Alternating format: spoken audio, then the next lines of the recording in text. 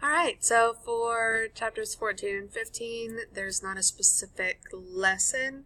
All the questions are asking you to kind of identify things that we've already learned about. So they're asking you to look at dialogue, and you are looking at point of view and perspective, and you're making a lot of inferences. One of the areas that we're messing up in is a lot of you are just skimming through the text, which is you're just kind of searching for the answers and you're not really reading carefully. And that's where we need to start making some changes in order for you to get where you need to be. So I'm going to go over the question from chapter 13 that was asking you what Atticus's internal conflict was. So identifying his internal conflict, a lot of you were just looking at what was going on. So looking that he was frustrated, or that he was angry at the kids, which wasn't quite right. He's not angry with the kids. He's not frustrated with them. There's other emotions happening there. So you need to look at more than just what is being said. So you have the dialogue, and that's what the characters are saying, but the other details regarding body language and the little extras are all really important. So I'm going to kind of go through that really quickly.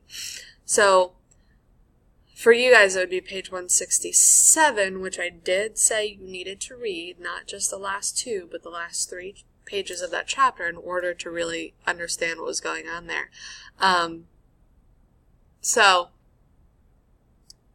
He said. So he's coming in not sure. So this is just like him grunting. Like clearing his throat. He was beginning to preface some things he said with a throaty noise, and I thought he must at last be getting old, but he looked the same. So a lot of you just saw, oh, he's getting old. The kids thought he was getting old. Now, that's not what's going on here. And that's not what you're looking for. You're looking for his internal conflict. The kid's perspective on him has nothing to do with his internal conflict. So I don't exactly know how to say this. So we should assume here that he is uncomfortable with whatever it is he's about to say. Well, just say it, said Jem. Have we done something? Our father was actually fidgeting, so he's uncomfortable in his seat, he's moving around, so we should assume that whatever he's about to say is either difficult or he's not really sure of, and that's an internal thing. He is internalizing his emotions, and they're coming out with the way that he's using his body. So no, I just want to explain to you that and he pauses here, so he's about to emphasize that Aunt Alexandra asked him to say these things to the kids. So he's trying to tell them in the best way, but he's not doing a very good job. So Atticus crossed his knees and folded his arms. So that's not a very open body language. He's closed off. I'm trying to tell you the facts of life. I know all that stuff. And then he changes his tone of voice. So he's serious, changes his tone of voice without a shade of inflection. Your aunt has asked me. So he's emphasizing a second time that these are not his opinions and thoughts, that these are Aunt Alexandra's opinions and thoughts. So again, that's lacking confidence. So he might not believe or agree with what he's about to say. So he goes on. You should try to live up to your name. Atticus persevered in spite of us, so he continued going. She asked me to tell you, you must try to behave like the little lady and gentleman that you are. She wants you to talk about the family and what it's meant to make 'em county through the years, so you have some idea of who you are, so you might be moved to behave accordingly. So he's continued at a gallop. So he's going on and on and on. He's trying to get through this as quickly as possible because he told his sister that he would. So the kids, of course, are confused. And then they start fidgeting with things. And so we have Scout's narrative here, which we need to pay attention to. All the words in the story are important. Every detail is important. For no reason, I felt myself beginning to cry. This was not my father. My father never thought these thoughts. My father never spoke so. But she's a child, so she's trying to put together the pieces. we, as readers, should already be making the connection by the description of his body language that he's uncomfortable. She's a child. She doesn't really fully understand how to read body language, but we, as more mature people, should understand these things, and we should be looking at these details more closely. So she's putting together the pieces that this is not what he really wants to say, that this is their aunt putting him up to this. So we continue on, and she says to Atticus, you really want us to do all that? Because she's willing, she loves her dad, she wants to please him, but she says, I can't remember everything the Finches are supposed to do, so she's kind of apologizing in advance if she's not able to do what he wants her to do. And so then he says, I don't want you to remember it, forget it. And he left the room, shutting the door, nearly slamming it, but he caught himself and closed it softly. So obviously he's frustrated here, but not at the kids. So we should be assuming that this is just Atticus struggling. He's a single parent, and his sister obviously made him doubt that he's doing the right thing. And then he has all this stuff going on with the Tom Robinson case, that he wants to do what's best for his kids, and with everybody in the town saying that he's not a good father, he was starting to internalize those things. And maybe he's starting to agree with them because his sister agrees with them. But then in the end, and he sees that telling his kids to act differently is hurting them, then he realizes, this isn't the right way to do things. Don't remember it. Forget it. Just kind of ending and be who you are. Don't change. Okay, but in order to get that, you really need to read carefully the details and really be doing an analysis, which you should be able to do at this point. You're in 8th grade. You should be able to do a more close reading of the text.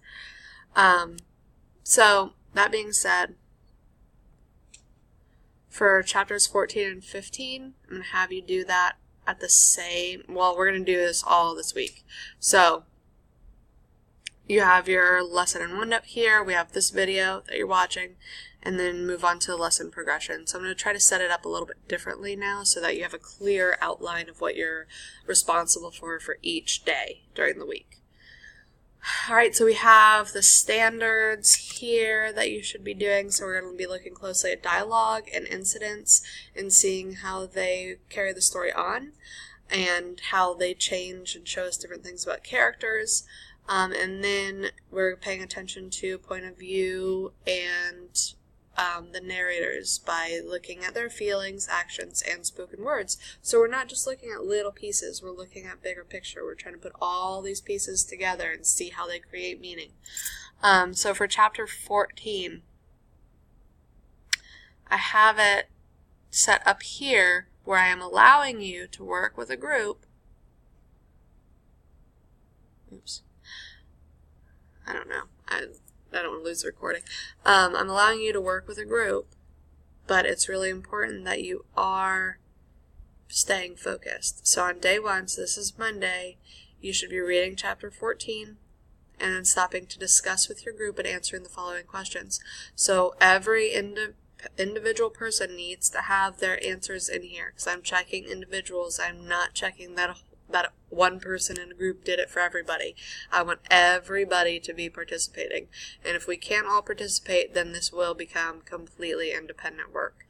But I think it's important that you guys are taking the time to discuss with each other, because that's where real learning takes place. So then, day 2, which is Tuesday, make sure you finish the reading and have completed the above questions, and then you choose one of the following questions and complete a response using race.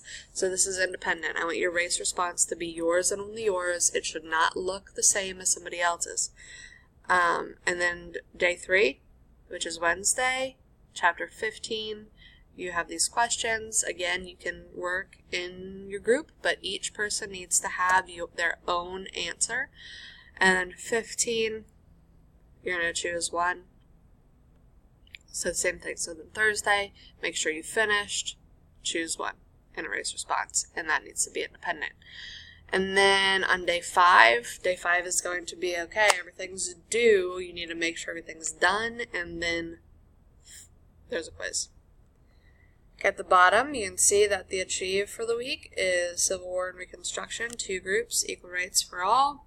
And then you have your home learning, which is to go to noredink.com and complete at least one activity.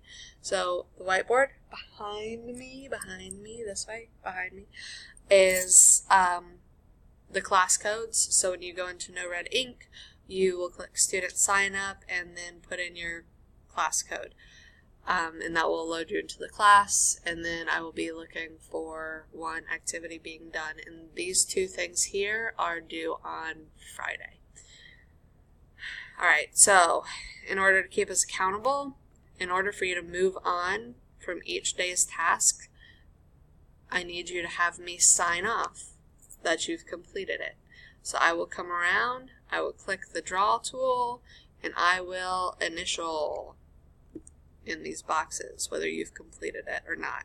And actually I will come by each day and check that. So if you've not completed, then I will mark accordingly that you didn't complete on time. So we need to start becoming more accountable for ourselves and managing our time a little bit better. Alright, and once again, I am here. I am here to help you. If you are stuck, ask me. Don't just stop and fool around with your friends. Stay focused. Let's learn as much as we can from each other.